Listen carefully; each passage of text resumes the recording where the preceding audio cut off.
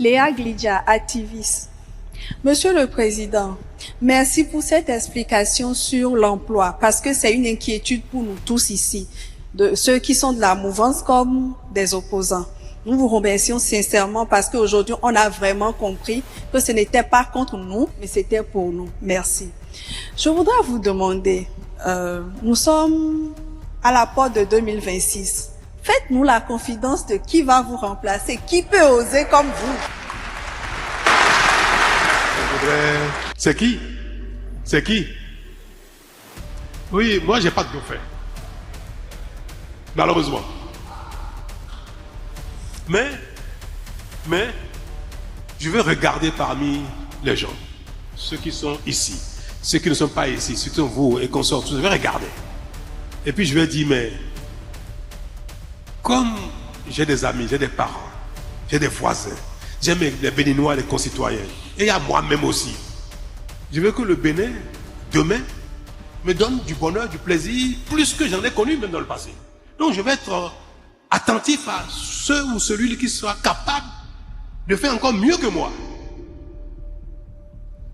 Moi, mon seul paramètre, c'est qui d'entre vous sera capable de faire mieux que ce que nous faisons actuellement. Parce que j'ai dit une chose, le meilleur est à venir.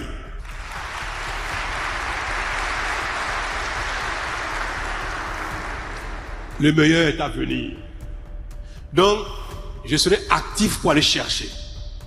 Si celui qui est le plus indiqué, le plus capable, le plus doté de la volonté, de l'engagement, capable de conduire une équipe, c'est celui-là que ma réflexion, mon imagination, mon inspiration, même si je constate qu'il ne m'aime pas, il passe son temps à m'insulter, il me déteste même à la limite. Le mot est trop fort, hein, de caricature. En tout cas, si même il n'y a pas une acquaintance particulière, une affinité entre lui et moi je le soutiendrai. Je ferai campagne pour lui, je dirai celui-là, c'est celui qu'il faut pour nous, même si ce n'est pas un ami. Parce qu'il ne s'agit pas de mes sentiments à moi, de mon affect. Il s'agit de mon bien-être de demain, le bien-être de vous, les uns des autres, de mes enfants, de mes petits-enfants, de mes voisins, de mes concitoyens, c'est de ça, il s'agit de leur bien-être. Et leur bien-être passe avant mon affection.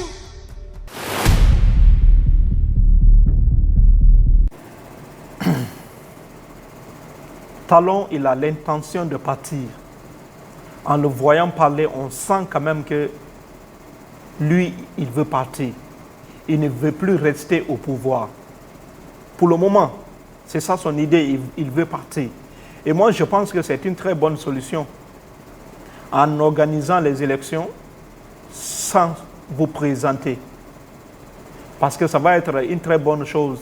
Ça va donner une bonne image aussi du Bénin à l'international. Le Bénin aussi va devenir un exemple de démocratie en Afrique, comme au Ghana. Le Ghana est un exemple de démocratie. Les Ghanéens ont déjà résolu ce problème. Ce cancer qui est très très difficile à soigner en Afrique. Parce qu'on a constaté ça.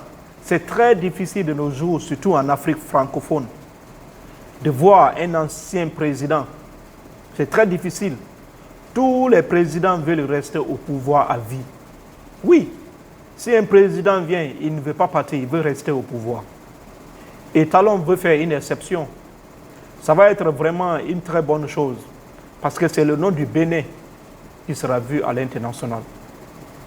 Talon a dit à plusieurs reprises qu'il ne serait pas candidat. Je ne serai pas candidat. Il a dit ça à plusieurs reprises et il continue encore de dire. Il continue de dire que celui qui viendra, il sera obligé de faire plus que lui. Il sera obligé de travailler plus que lui.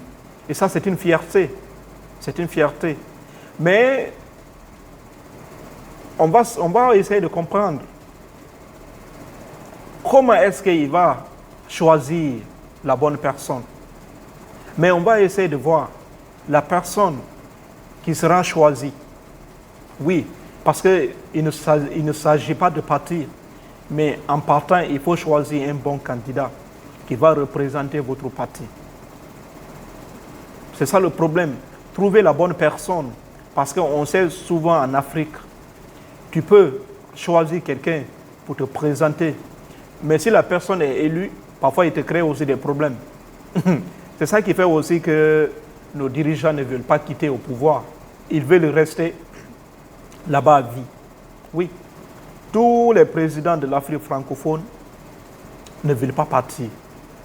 Parce que le pouvoir, dès que tu es là-bas, tu commandes tout le monde, tu es le chef suprême des armées, tu es le chef suprême de toute la nation. Donc ça te donne un pouvoir énorme, un poids énorme. C'est la raison pour laquelle les gens ne veulent pas quitter. Parce que quand tu es là-bas, tu as toutes les opportunités, oui, toutes les institutions là, c'est toi qui coiffes tout. Parce qu'on sait en Afrique, toutes les institutions sont gérées par le pouvoir, par le président de la République. On parle de justice, on parle de l'Assemblée nationale. En Afrique, tout est coordonné par le président de la République. Et en partant, si vous ne choisissez pas un bon candidat pour représenter votre parti, c'est à la fin vous allez regretter. Parce que celui qui va venir, il peut aussi vous créer des problèmes. C'est pourquoi en Afrique francophone, la plupart des présidents sortants, beaucoup ne restent pas dans leur pays, beaucoup voyagent, beaucoup même quittent le continent. Ils vont rester en Europe. Il faut voir le cas de Macky Sall. Macky Sall ne vit pas, c'est-à-dire Macky Sall ne vit plus au Sénégal. Actuellement, il vit au Maroc. L'ancien président encore sénégalais, Abdoulaye Wade, il n'est pas au Sénégal. Il y en a beaucoup. C'est le Ghana seul qui fait exception. Et quelques pays aussi anglophones comme aussi le Nigeria. Mais en Afrique francophone en général, l'ancien président ne reste même pas dans son pays. Il quitte. On ne sait pas ce qui se passe, si c'est une malédiction ou quoi. Mais c'est compliqué parce que les institutions ne sont pas libres. Il n'y a pas une liberté totale de la justice. Et dans un pays, tant que la justice n'est pas libre, le pays ne pourra pas avancer. Le pays ne peut pas avancer. Parce que c'est très difficile pour qu'un pays avance sans une institution forte. Si nous avons des institutions fortes, si le président dit A, si le président veut commettre de l'injustice, veut propager la corruption, mais la justice va s'opposer. Les gens là vont lui dire non, monsieur le président, on ne peut pas le faire, c'est impossible. Soyons justes. Mais en Afrique, généralement, ce n'est pas le cas. C'est le président qui coiffe tout. Ce que Talon est en train de dire, voyons ce qui va se passer. Et on espère que Talon ne va pas briguer un troisième mandat. Parce que s'il le fait, ça va aussi être un chaos aussi pour la nation. Et aussi, c'est une mauvaise image du Bénin qui sera vue à l'international. C'est pourquoi il doit partir en choisissant le meilleur candidat possible. Lui-même, il dit, il va chercher, il va regarder un peu. S'il voit quelqu'un qui est capable de gérer le Bénin, même si la personne même ne l'aime pas, il va le soutenir, il va soutenir cette personne pour qu'elle soit élue. Il va faire campagne pour lui. Oui, dans le but de développer aussi le Bénin. Oui, c'est ça l'objectif. Pour lui, c'est ça. Peu importe si la personne a une bonne idée, a l'ambition pour développer le pays, il va aller la chercher. Il va chercher cette personne pour qu'elle soit élue. Il va se battre pour lui. Ce n'est pas une question d'idéologie, mais c'est une question de nation. Donc pour lui, il n'a pas beaucoup fait. Celui qui va venir après lui, il doit encore faire de plus. Et tout ça, là, c'est dans l'intérêt de la nation. Talon, tu peux ne pas l'aimer, mais il faut au moins voir son bilan. Talon, il a beaucoup travaillé. Il a beaucoup travaillé pour le Bénin. Il a construit des hôpitaux. Oui. Il a construit même des cités. Il y a une cité moderne à Cotonou. C'est Talon qui a fait ça. Il a construit des routes. Même beaucoup de citoyens le félicitent pour tous ses travaux accomplis. C'est un bâtisseur aussi. Mais ça doit être couronné par son départ. Il doit partir, il ne doit pas rester. S'il part, c'est son nom qui sera vu pour toujours. Les gens vont le respecter pour toujours. Parce que dans la démocratie, c'est ça, surtout même en Afrique, on est en train d'abord de construire notre démocratie. Si Talon part, celui qui va venir après lui, ce dernier ne pourra pas s'éterniser au pouvoir. Il ne pourra jamais le faire. Et les Talons là vont toujours s'opposer. Parce que toute chose, c'est le départ qui est difficile. Dès que déjà il y a un bon départ, c'est fini. Il faut voir aujourd'hui le Ghana. Le Ghana est un exemple de démocratie en Afrique. Le Ghana, pour moi, c'est le vrai exemple même de démocratie en Afrique. Ah oui. Les Ghanéens, ils ont une démocratie très solide.